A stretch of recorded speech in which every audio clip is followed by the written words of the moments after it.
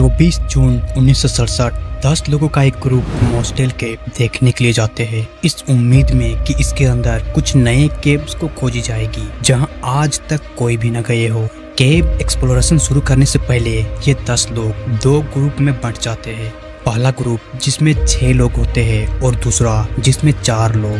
6 लोगों का ग्रुप केव के डीपर पॉइंट तक जाने का फैसला करते हैं जो उनके स्टार्टिंग पॉइंट से लगभग 1 किलोमीटर दूर था, और 4 लोगों वाला ग्रुप एंट्रेंस के पास ही रहकर केव को देखने वाले थे। सब कुछ सही चल रहा होता है कि अचानक जोरदार बारिश शुरू हो जाती है और पानी काफी तेजी से केव में भरने लगता है। देखते ही देखते केव में बाढ़ आ जाती है और डीपर पॉइंट तक जाने वाला ग्रुप केव में ही फंस जाते हैं। पर आगे की कहानी जानकर आपके भी होश उड़ जाएंगे। सो हेलो गाइस, मैं हूं आपका दोस्त होस्ट नीतीश और स्वागत है आपका केव ट्रेजेडी के एक और इंटरेस्टिंग वीडियो में। सो इस कहानी की शुरुआत होती है 24 जून 1967 को सुबह 10 दोस्त मॉस्टेल केव जो कि इंग्लैंड के यॉर्कशायर डेल्स में स्थित है में घूमने जाते हैं। इनमें से ये 6 लोग केव के डीपर सेक्शन में जाकर कुछ नए केव्स को खोजने का प्लान बनाते हैं, जबकि बचे 4 लोग एंट्रेंस के पास ही रहकर केव को देखने वाले थे। सो ये 6 लोग बोल्डर हॉल से अपनी जर्नी की शुरुआत करते हैं जहां कई बड़े बड़े पत्थर और पानी बह रहे थे। पर इस हॉल को पार करने में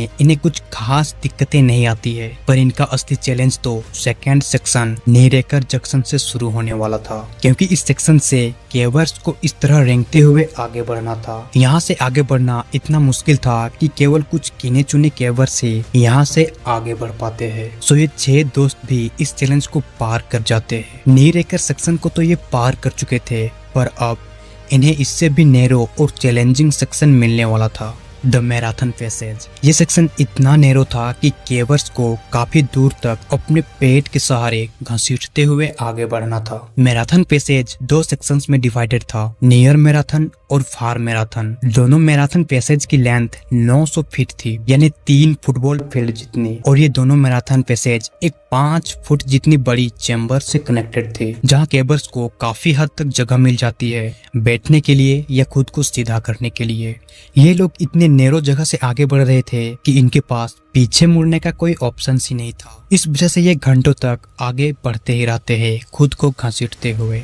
फार मैराथन के आखिर तक पहुंचने के बाद वे एक आखिरी पड़ाव को पार करते हैं, जहां वे और नैरो जगह से खुद को स्क्वीज करके गुजारते हैं। मॉस्टेल केव के बारे में एक डरावनी बात यह थी कि यहाँ कई खतरे थे। ये नहीं कि ये काफी नैरो और क्लोस्ट्रोफोबिक था, बल्कि इसलिए क्योंकि यहाँ पानी लगातार बहता रहता था। अगर थोड़ी देर तक बारिश यहाँ आ जाए तो केव पानी से भर जाता है और बाढ़ आनी तो आम बात थी।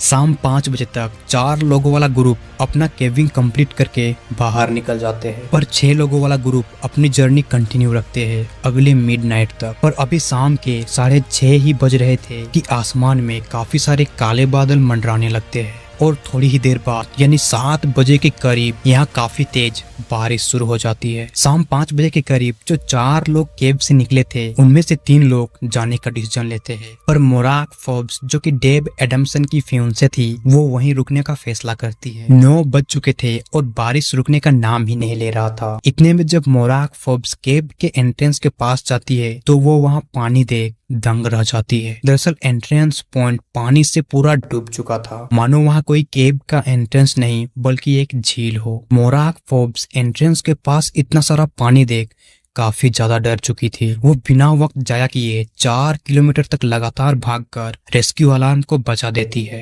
केव के अंदर मौजूद डेव एडम्सन यहाँ किसी भी केवर से ज्यादा एक्सपीरियंस था, और केव में पानी का लेवल बढ़ने से इसे आइडिया लग चुका था कि वे एक बड़ी मुसीबत में फंसने वाले हैं, और वे चाहकर भी केव से अब निकल नहीं सकते थे, क्योंकि केव के एंट्रेंस से वे 3 घंटों की दूरी पर थे। तो वे जल्द से जल्द केव के हायर सेक्शन वाले चैम्बर्स में जाने की कोशिश करने लगते हैं। माइकल और जेब सबसे आगे थे, तो वे लौटने के लिए स्टार्टिंग के सबसे नैरो सेक्शंस को क्रॉस करते हैं। पीछे 4 लोग अपनी इक्विपमेंट्स को गैदर करते हैं और आगे बढ़ते हैं। अब यह पहली बार था कि पानी का लेवल नीचे से नहीं बल्कि इनके सामने से इनके फेस की तरफ से आ रहा था। वो कोशिश करते हैं ऊंचे से ऊंचे सेक्शन तक पहुंचने की, लेकिन पानी का लेवल काफी तेजी से बढ़ रहा था, और सच्चाई यही थी कि वे लोग अब कुछ नहीं कर सकते। जॉन जो केव के सबसे पीछे था वो अपने दोस्तों की आवाजें सुनता है जो चिल्लाकर कह रहे थे कि आगे मत आओ, पीछे मुड़ जाओ। लेकिन जॉन जब तक पीछे मुड़ता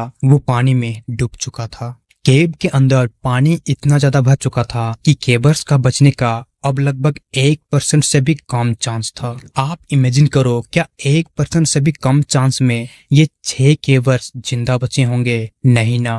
पर केव के बाहर रेस्क्यू के लिए 100 से भी ज्यादा रेस्क्यूअर्स आ चुके थे। सबसे पहले रेस्क्यूअर्स ने मोटर के जरिए केव के सारे पानी को बाहर निकालने की कोशिश करते हैं, पर क्योंकि केव काफी बड़ा था और पानी भी काफी ज्यादा भर चुका था तो रेस्क्यूअर्स केव के अंदर के सारे पानी को पूरी तरह से निकालने में कामयाब न हो पाते हैं। पर फिर भी पानी इतना निकल चुका था कि रेस्क्यूअर्स केव में अब घुस सकते हैं। कुछ रेस्क्यूअर्स केव के अंदर घुसते हैं और फार मैराथन के एंड तक पहुंचकर केबर्स को आवाज देते हैं, लेकिन इन्हें कोई रिप्लाई नहीं मिलता है। रेस्क्यूअर्स थोड़ी और ही दूर गए थे कि उन्हें माइकल और जेऑफ की बॉडी नजर आती है। जब रेस्क्यूअर्स इनके पास पहुंचते हैं तो ये पानी में दम घुटने की वजह से मर चुके थे। थोड़ी और अंदर घुसने के बाद उन्हें और 3 डेड बॉडीज मिलती है, डेव, बिल और कॉलिंस की। मतलब 5 लोगों की डेथ बॉडीज अब तक मिल चुकी थी। पर अब भी जॉन ऑगडेन के बारे में किसी को कुछ पता नहीं था कि वो अब तक जिंदा भी होगा या नहीं। अगले 2 दिनों तक लगातार खोजने के बाद फाइनली जॉन की बॉडी भी मिल जाती है।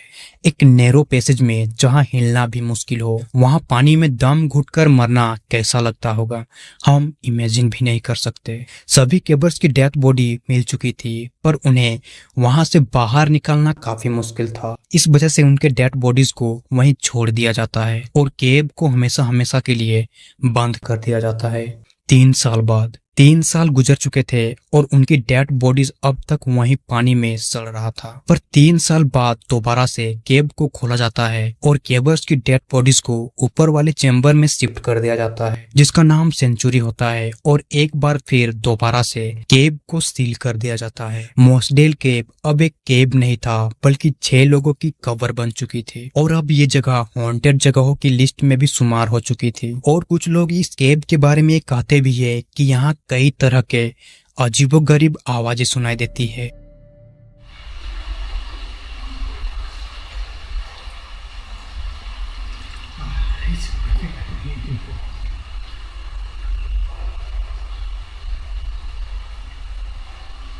भले ही ये आवाजें आपको पानी के गिरने की लग रही हो पर सुनने में थोड़ा अजीब तो लगता है। सो गाइस, ये थी स्टोरी मोसडेल केव ट्रेजेडी की। यह स्टोरी आपको कैसी लगी कमेंट में जरूर बताना। और अगर आप किसी ऐसे इंसान की स्टोरी जानना चाहते हो जो 30 मीटर गहरे समुद्र के अंदर 3 दिनों तक बगैर कोई सेफ्टी इक्विपमेंट के जिंदा बचा, तो आप हमारे चैनल में विजिट कर सकते हो। बाकी अगर आपने मुझे फिर तबाह कर, मुझे फिर रुला जा, सितम करने वाला